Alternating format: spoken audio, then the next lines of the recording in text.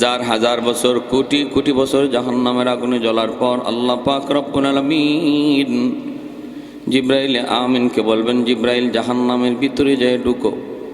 একজন মানুষ আমি আল্লাহকে ইয়া হান্নানু ইয়া মান্নানু বইলা ডাকতেছে, ইয়া হান্নানু ইয়া মান্নান কয়া ডাকতেছে। যাও যায় তারে জিজ্ঞেস করো কেন আমাকে ডাকে। জিব্রাইল আমিন জাহান্নামের ভিতরে তিনি ঢুকবেন। ঢুকে জিব্রাইল দেখবেন, আওয়াজ শুনতে পান, কিন্তু মানুষ তিনি দেখেন না। মানুষের কোনো আকার আকৃতি নেই। হাজার হাজার কোটি কোটি বছর জাহান্নামের আগুনে জ্বলার পর ওই মানুষটার মানুষের আকৃতি নাই, কয়লার টুকরা হয়ে গেছে। নাক মুখ তার চেনা যায় না, হাত পা গুলি তার চেনা যায় না। জিব্রাইল আমিন বলবে, মালিক আওয়াজ তো আমিও শুনতে পাই, কিন্তু মানুষ তো দেখি না, মানুষ তো দেখি না। আল্লাহ পাক বলবে, জিব্রাইল তুমি বের হয়ে আসো। জিব্রাইল আমিন তিনি বের হয়ে আসবেন। এইবার আল্লাহ পাক রব্বুল আলামিন তার কুদরতি হাত মুবারক জাহান্নামের ভিতরে নিজেই ঢুকায়া দিবেন। জাহান্নামের আগুনের পাওয়ার এত তেজ, এত তেজ। রব্বানা সরিফ আন্না আযাব জাহান্নাম ইন্না আযাবাহা কানা গরামা। আল্লাহর নবী রহমতের নবী নিজেই জাহান্নামের আগুন থেকে বাঁচার জন্য মায়ার নবী আরাফার ময়দানে আল্লাহর নবী কাঁদতেছেন। সূর্য কিছুটা পশ্চিম দিগন্তে হেলে যাওয়ার পর সূর্য ডোবা পর্যন্ত মায়ার নবী তিনি হাত উঠাইছেন। এত লম্বা মুনাজাত, এত লম্বা মুনাজাত আল্লাহর নবী আর কোথাও করেন নাই। আরাফার ময়দানে যত লম্বা মুনাজাত নবীজি করেছেন, সাহাবীরা বলেন আমরা দেখতেছিলাম, নবীর সাথে হাত উঠাইছি আর চেহারার দিকে তাকাই, দেখি মায়ার নবীর চোখ থেকে অশ্রু গড়ায় গড়ায় দাড়ি বেয়ে বেয়ে জমিনে পড়তেছে। আর শুধু বলতেছেন, আল্লাহ আমি মুহাম্মদ নিজেও তোমার জাহান্নামের আযাবকে ডরাই। যখন সুবহানাল্লাহ। নবী নিজে বলতেছেন, আল্লাহ আমি মুহাম্মদ নিজেও তোমার জাহান্নামের আযাবকে ডরাই। রব্বানা সরিফ আন্না আযাবাহা কানা গরামা। আল্লাহর নবী রহমতের নবী বলেন, আল্লাহ জাহান্নামের আগুন থেকে আমি মুহাম্মদকে তুমি বাঁচাও, আমি মুহাম্মদকে তুমি জাহান্নামের আগুন থেকে বাঁচাও। এই বলে নবী কাঁদতেছেন আর বলতেছেন, আল্লাহুম্মা ইন্নাকা তা'লামু সিররি ওয়া আলানিয়াতি ওয়া লা ইয়াখফা আলাইকা শাইউন মিন আমরি আনাল বাঈসুল ফাকির। আল্লাহ তুমি আমার ডানে কি আছে জানো, আমার বামের জীবনে কি আছে তুমি জানো, আমার সামনের জীবনে কি আছে তুমি তা জানো, আমার পিছনে কি আছে তুমি তা জানো। আমার জীবনের কোনো কিছু তোমার কাছে গোপন নাই। আল্লাহ আমি আমার জীবনে অনেক কিছু কাউকে গোপন রেখেছি, আমি আমার আপনজন প্রিয়জন অনেককে অনেক কিছু গোপন রেখেছি। আমার নবীর মুনাজাতের কথা বলতেছি। আরাফার মাঠে আমার নবী কি মুনাজাত করেছিলেন সেই মুনাজাতের কথাটা বলতেছি, একটু দিলটা নরম করে কথাগুলি শুনুন। নবী বলতেছেন, আল্লাহ আমি মুহাম্মদকে তুমি জাহান্নামের আগুন থেকে বাঁচাও। তুমি তো এমন এক মালিক, তুমি তো আমার সামনে কি আছে, পিছনে কি আছে, আমার ডানে কি আছে, বামে কি আছে, উপরে কি আছে, নিচে কি আছে, সব তুমি জানো। আল্লাহ আনাল বাঈসুল ফাকির, আমি তোমার কাছে একজন কাঙ্গালের বেশে হাত বাড়াইছি। যখন সুবহানাল্লাহ। আমি মুহাম্মদ তোমার কাছে কাঙ্গালের বেশে হাত বাড়াইছি। এই বইলা নবীজি বলতেছেন, আল্লাহুম্মা জাআল ফি বাসারি নূরা ওয়া ফি সামঈ নূরা ওয়া ফি আন ইয়ামিনিহি নূরা ওয়া আন শিমালি নূরা। আল্লাহ তুমি আমার সামনে নূর দাও, পিছনে নূর দাও, ডানে তুমি নূর দাও, বামে নূর দাও, চোখেতে নূর দাও, কপালে নূর দাও, কানের মধ্যে নূর দাও। যেই জায়গাতে আল্লাহর নবী নূরের কথা বলেছেন, এর অর্থ হলো এই চোখের নূর দাও মানে চোখ দিয়া শুধু তোমার কুদরত আর তোমার কালাম দেখার তৌফিক দাও। কানে নূর দাও আল্লাহ, কান দিয়া শুধু তোমার জিকির শোনার তৌফিক দাও। আল্লাহ কান দিয়া কোরআনের তিলাওয়াত শোনার তৌফিক দাও। আল্লাহ ওই পায়ে নূর দাও, পা দিয়া শুধু ভালো কাজে যাওয়ার তৌফিক দাও। হাতে নূর দাও আল্লাহ, শুধু হাত দিয়া ভালো কাজ করার তুমি তৌফিক দাও। যেরকম সুবহানাল্লাহ। এইভাবে মায়ার নবী, দয়ার নবী আরাফার ময়দানে জাহান্নামের আগুনের ব্যাপারে কাঁদছেন। এজন্য আল্লাহ পাক রব্বুল আলামিন জাহান্নামের ভিতরে যখন কুদরতি হাত মোবারক ঢুকায়া ওই মানুষটারে হাতের তালুতে উঠাইয়া আবে হায়াতের পানি দিয়ে ধুইয়া হাত মুখ সব কিছু বের করে আল্লাহ জিজ্ঞেস করব, কেন কাঁদতেছ? কেন কান্দো? কেন আমি আল্লাহরে ডাকো? জাহান্নাম তো আমাকে ডাকার জায়গা না, আমাকে ডাকার জায়গা ছিল দুনিয়া। দুনিয়াতে যে আমি আল্লাহকে একবার ডাক দিছি, আমি 70 বার ডাকে জবাব দিছি। যেরকম সুবহানাল্লাহ, একবার দুইবার নয় 70 বার ডাকে জবাব দিয়েছি। দুনিয়ার জগৎ হলো আমি আল্লাহকে ডাকার জায়গা, আখেরাত আমাকে ডাকার জায়গা না। আখেরাত হয় শান্তি ফল পাওয়ার জায়গা, ফল পাওয়ার জায়গা, হয় শান্তি নতুবা অশান্তি। আখেরাত হলো ফল পাওয়ার জায়গা, কামাই করার জায়গা হলো দুনিয়া। কেন আমাকে দুনিয়াতে তুমি ডাকলা না? কত ডাকলো উলামায়ে কেরাম, কত বুঝানো বুঝাইলো দাওয়াত তাবলীগ ওয়ালারা, কত বুঝানো বুঝাইলো, এরপরও কোনো বুঝ তোমাকে ধরলো না, তোমাকে কোনো বুঝেই পাইল না। আমাকে আজ কেন ডাকতেছ? তখন কইব আল্লাহ আমি তো শুনেছি তোমার নাম রহমান, তোমার নাম রাহিম। আল্লাহ তোমার রহমান নামের খাতিরে একটু দয়া করো। আল্লাহ বলবেন, কেমনে দয়া করলে তুমি খুশি বলো? আল্লাহ আমাকে জাহান্নামের উপরে দরজার কিনারায় রেখে দাও। আর এই লোকটারে তো আল্লাহ দিবে, শাস্তির মেয়াদ শেষ। যতকাল পর্যন্ত শাস্তির মেয়াদ ছিল এতকাল পর্যন্ত আল্লাহ জিব্রাইলে পাঠায়ও নাই, নিজেও হাত ঢুকান নাই। শাস্তির মেয়াদ শেষ হওয়ার পরে এইবার আল্লাহ বলতেছে যাও। শাস্তির মেয়াদকালীন সময়ে 1000 কোটি বছর কেটে গেল, আল্লাহ শুনতেছে তার ডাক, ইয়া হান্নান ইয়া মান্নান, ইয়া হান্নান ইয়া মান্নান, কিন্তু আল্লাহ ডাকে জবাব দেয় নাই। যেদিন মেয়াদ শেষ হয়েছে এদিন আল্লাহ বলে, জিব্রাইল ঢুকো একটু জাহান্নামের ভিতরে। কি আমাকে ডাকতেছে? যাও, যে জিজ্ঞেস করো কেন ডাকে।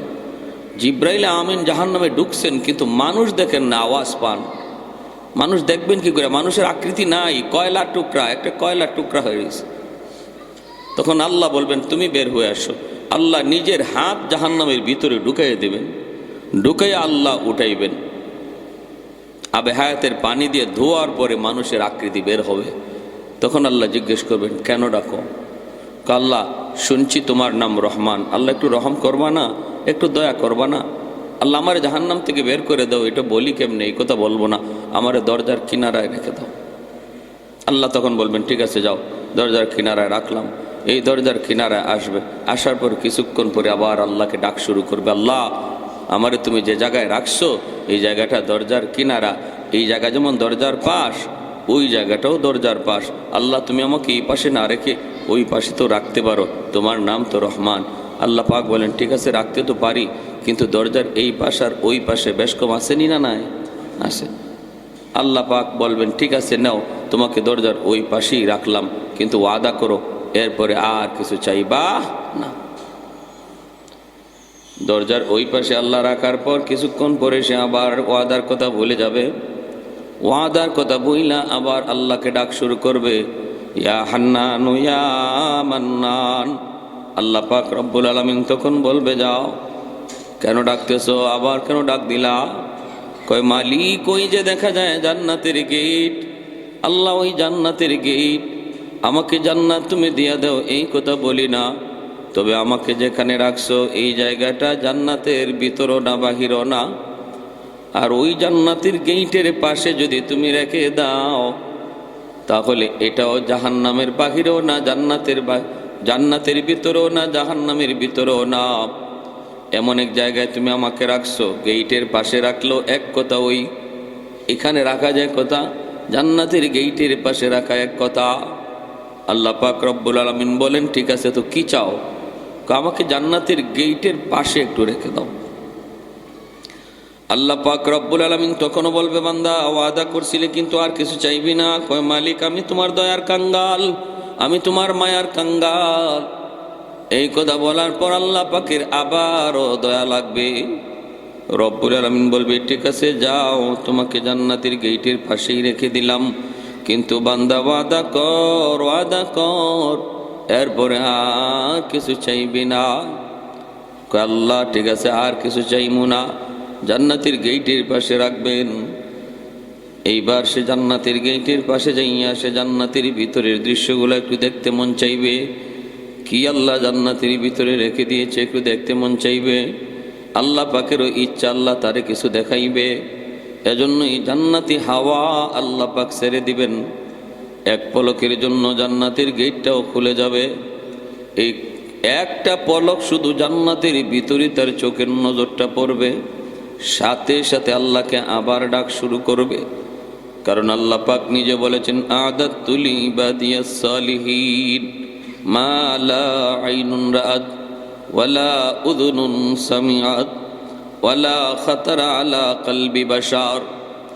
আল্লাহর নবী, রহমতের নবী বলেন হাদিসে কুদসিতে আল্লাহর ভাষা, আমি আল্লাহ জান্নাতে এমন আরাম আয়েশের ব্যবস্থা তোমাদের জন্য রেখে দিয়েছি, যে আরাম আয়েশের ব্যবস্থা, আরাম আয়েশের দৃশ্য চোখ কোনোদিন দেখে নাই, কান এমন আরাম আয়েশের কথা কোনোদিন শুনে নাই, এমনকি তোমাদের অন্তর কল্পনাও করে নাই কেমন আরাম আয়েশের ব্যবস্থা আমি আল্লাহ জান্নাতে রেখেছি। যেরকম সুবহানাল্লাহ। আরে কল্পনা কইরও তো আমরা অনেক কিছু করতে পারি। কল্পনার সাগরে হীরা মণি মুক্তা জৌহর যত দামি দামি পাথর আছে, সব পাথর দিয়ে যদি আমি একটা বাড়ি বানাই, অসুবিধা আছে? আমার কেউ নিষেধ করবো যে এই মেয়ে তুমি এগুলো ভাবো কেন? কোনো অসুবিধা নেই। আমি মনে মনে একটা বাড়ি বানাইছি, হীরা মণি মুক্তা, হীরা মতি পানিস থেকে যত দামি দামি পাথর আছে এই আনতেছি। এই যে জিন্নাত একটা পাঠাই দিছি, একটা ওখান থেকে আনাইতেছি, একটা এখানে বসাইতেছে, সব করতেছি। আল্লাহ বলে এতটুকু কল্পনা কইরা তুমি চূড়ান্ত পর্যায়ের কল্পনা করতে করতে তোমার কল্পনার সাগর যেখানে যায় শেষ, এরও উপরে আমি আল্লাহ জান্নাত তৈরি করে রেখেছি। যেরকম সুবহানাল্লাহ। তুমি তোমার কল্পনা দিয়ে যত উন্নত, যত শান্তির, যত কিছু ভাবতে পারো, ওয়ালা খাতারা আলা কলবি বাশার। খাতারা আলা কলবি বাশার, বাশার মানে মানুষ, মানুষের অন্তরে যা কল্পনা হয় আল্লাহ বলেন সেই কল্পনারও ঊর্ধ্বে আমি জান্নাত তোমার জন্য রেখেছি। যেরকম সুবহানাল্লাহ। যেটা তুমি গেলে পরে বুঝবা যে হায় রে, আমি তো এই ধরনের শান্তি, এই ধরনের আরাম, এই ধরনের ব্যবস্থা যে আল্লাহ জান্নাতে রাখছে এটা কোনোদিন ভাবতেও পারি নাই। আমার ভাবার সাগর যেখানে যায় শেষ, চিন্তার সাগর যেখানে যায় শেষ, এরও বাহিরে। এজন্য সে এক পলকের জন্য জান্নাতের এই আরাম আয়েশটা শুধু একটা নজর দেখছে, কারণ গেটটা আল্লাহ খুলে দিছে একটা সেকেন্ড। জান্নাতি বাত আল্লাহ পাকের মানসা তারে দেখাবে, সাথে সাথে আবার ডাক শুরু করছে। আল্লাহ আবার জিজ্ঞেস করলেন, কেন ডাকো? কয় মালিক আমারে তুমি কি দেখাইছো? আল্লাহ তুমি আমারে কি দেখাইলা? জান্নাতে তুমি কি রাখছো? এতদিন দেখি নাই তো, ভালোই ছিলাম, দেখা তো আমি আরো পাগল হয়ে গেলাম। আল্লাহ তুমি আমাকে একটু ভালো করে দেখার সুযোগ দিবানি। আল্লাহ আমাকে জান্নাত দিয়ে দাও এই কথা বলি না, কিন্তু তোমার কাছে আমার আবদার হলো আমাকে ভালো করে একটু দেখার সুযোগ দিবানি। দেখার স্বাদ মিটে নেই, আমি শুধু দেখতে চাই, দেখবো আর দৌড় দিয়ে বের হয়ে আসবো, থাকবো না। আল্লাহ পাক তখনও বলেন, বান্দা তুই এবার বলতো দেখি কতবার ওয়াদা করলি, কতবার ওয়াদা ভাঙলি? তখনও কইব মালিক আমি তোমার দয়ার কাঙ্গাল, আমি তোমার মায়ার কাঙ্গাল। আল্লাহ আবার বলবেন ঠিক আছে যা, তোকে দেখার সুযোগ আমি দিলাম, তাকার না, দেখার সুযোগ দিলাম, কিন্তু বের হয়ে আসবি তোর কথা মতো। ওয়াদা ঠিক আছে তো? ওয়াদা ঠিক আছে, ওয়াদা ভাঙবো না। আল্লাহ গেট খুলে দেওয়ার পর সে এমন দৌড় দিছে জান্নাতের ভিতরে। মুসনদে আহমদ হাদিসের কিতাব, আল্লাহ নবী বলেন যে সে এমন দৌড় দিছে এখন দেখা দেখি বাদ। তার উদ্দেশ্য হলো আগে ভিতরে ঢুকতে নেই, যদ্দূর ঢুকতে পারি। আল্লাহ যদি একান্ত বেরই করে দেয় তাহলে বাইরিবার সময় জাফারি দেখমু, তাও তো একটু সময় লাগবে বাইরিতে। যদি ভিতরে ঢুকিতে বের হতে তো একটু সময় লাগবে, এজন্য সে শুধু খালি ভিতরে ঢুকতেছে। প্রথমে দেখা দেখি বাদ, আইবার সময় জাফারি দেখমু, প্রথম খালি ঢুকবো। এখন আল্লাহ পাকও বুঝতেছেন যে এত উদ্দেশ্য ভালো না, খালি ভিতরে ঢুকে। তখন আল্লাহ দিয়েছেন ধমক, এই বান্দা থাম। থামছে। এটাই কথা ছিল, এটাই ওয়াদা ছিল, বের হও। যখনই আল্লাহ কইছেন বের হও, তখনই কয় আল্লাহ আমারে বের করে দিবা? আল্লাহ বলেন আমি বের করে দিব কেন? তুই তো নিজেই বললি বের হয়ে আসবি। আমারে যদি তুমি এখন বের করে দেও তাহলে তোমার ওয়াদা ভাঙ্গা হবে। আল্লাহকে কয় আমারে যদি জান্নাত থেকে তুমি বের করে দেও তোমার ওয়াদা ভাঙ্গা হবে। আল্লাহ পাক বলেন কি ব্যাপার? এটা তুই কি বললি? আমি কখন ওয়াদা করলাম আর কখন ভাঙবো? ওয়াদাই তো করি নাই। এতক্ষণ যাবত তো শুধু ওয়াদা তুই করলি আর ভাঙলি, আমি কখন করছি? মালিক আমার সাথে ওয়াদা না করলো, মুমিনদের সাথে কোরআনের মাধ্যমে তুমি ওয়াদা করেছ জান্নাত তুমি যারে একবার দিবা আর কখনো জান্নাত থেকে বের করবা না। যারে তুমি একবার জান্নাতে ঢুকাইবা আর কখনো জান্নাত থেকে বের করবা না, এই ওয়াদাটা তোমার আসেনি? একটু কও। আল্লাহ পাক কয় আমার এই ওয়াদার খবর তুই জানলি কেমনে? কয় আল্লাহ শুনছি আলেমদের জবানে, তুমি যারে একবার জান্নাত দিবার বের করবা না, আমি তো কোনো না কোনো শুরুতে জান্নাতে ঢুকে পড়েছি। এখন যদি আমাকে জান্নাত থেকে বের করে দাও তোমার ওয়াদা ভাঙ্গা হয়। আল্লাহ পাক তখন কুদরতি মুস্কি হাসি হাসলেন, যেরকম সুবহানাল্লাহ। আল্লাহ কুদরতি মুস্কি হাসি বললেন বান্দা তুই তো চালাকি কম করলি না, আমার ওয়াদার খবর ঠিকই জানলি, নামাজের খবর লইলি না, হালাল হারামের খবর লইলি না, কিন্তু আমার ওয়াদার খবর তুই ঠিকই জানলি। নে আমার ওয়াদা তুই জানছো, যা জানছো এটা ঠিক জানছো। আমি যারে জান্নাতে একবার ঢুকাই আর বের করি না, যেরকম সুবহানাল্লাহ। জাহান্নাম থেকে বের করা আমি আল্লাহর আদত আছে, কিন্তু জান্নাত থেকে বের করে জাহান্নামে দেওয়ার কোনো আদত আমি আল্লাহর নাই। জাহান্নাম থেকে বের করে জান্নাতে দেওয়ার আদত আমি আল্লাহর রয়েছে, কিন্তু কোনো জান্নাতীকে জাহান্নামে ফিরিয়ে দেওয়ার কোনো আদত, কোনো অভ্যাস আমি আল্লাহর নাই। ঠিক আছে বান্দা যা, আমার ওয়াদার খবর তুই যখন জেনেই ফেলেছো, যা আমি তোরে জান্নাত যখন ঢুকাইছি আর বের করব না। এখন আল্লাহ যখন জান্নাত দিছে তো দিছে, জান্নাত পাইয়া হে নিজের জান্নাত পায় না, সবাই আটকায় দেয়। আল্লাহ বলে যাও, কেউ তোমারে জায়গা দেয় না। তুমি যে দুনিয়ার থেকে আসছো এমন 10টা দুনিয়ার সমান জান্নাত শুধু তোমার জন্য রিজার্ভ। আর যেখানে যায় দেখবা একটা বিশাল বড় গেট, গেটে তোমার নাম লেখা রয়েছে, গেটের উপরে তোমার নাম লেখা রয়েছে। সে ওই গেটের সামনে যেয়ে দাঁড়াবে, নিজের নামে এন্ট্রি করা, অটোমেটিক দরজা খুলবে। এই মানুষটার জন্য আল্লাহ নবী বলেন 10 দুনিয়ার সমান জান্নাত আল্লাহ তার জন্য রেখে দিয়েছে। জোরে বলি সুবহানাল্লাহ। তাহলে বলেন সফলতা কোন জিনিসকে বলে? এই আধা কাটা 1 কাটা জায়গার মালিক হওয়ার নাম, এটার নাম সফলতা? হয় এই জায়গা আমার জীবদ্দশায় বেচা লাগবে, আর নতুবা জায়গা থাকবে আমাকে চলে যেতে হবে। কিন্তু জান্নাতে যে 10 দুনিয়ার সমান জান্নাত আল্লাহ দিবে, এই 10 দুনিয়ার 1 ইঞ্চি জায়গাও কেউ নিবে না, আমার বিক্রিও করা লাগবে না। আর আল্লাহও বলবে না বান্দা এত বড় জান্নাত দিয়ে তুই কি করতি, তোর এখান থেকে আমি 2 কাটা দিয়া দিই আরেকজন রে, এই কথা আল্লাহ বলবে না। আর আমাকেও এমন হবে না যে আমার জান্নাত আছে কিন্তু আমি চলে গেলাম, আমি মারা গেলাম, এমন হবে না। এজন্য সফলতা বলা হয় জান্নাতি জীবনকে। কারা পায়? 1 নম্বরে গুণ আল্লাযীনা হুম ফী সালাতিহিম খাশিউন, যারা তাদের নামাজের ভিতরে বিনয়ী হয়, খুশু খুজু হয়। এটা হলো ওই জান্নাতি মানুষদের 1 নাম্বার গুণ। সে তার নামাজের মধ্যে খুশু খুজু রাখে, মন অন্যদিকে নেয় না, দোকানে নেয় না, বাজারে নেয় না, ঘরে নেয় না। নামাজে যতক্ষণ থাকে মনটাকে নামাজের ভিতরে রাখে, এটা হলো 1 নাম্বার গুণ। এরপরে আরও 9টা গুণ রয়ে গেছে, ইনশাল্লাহ আমরা পর্যায়ক্রমে শুনবো।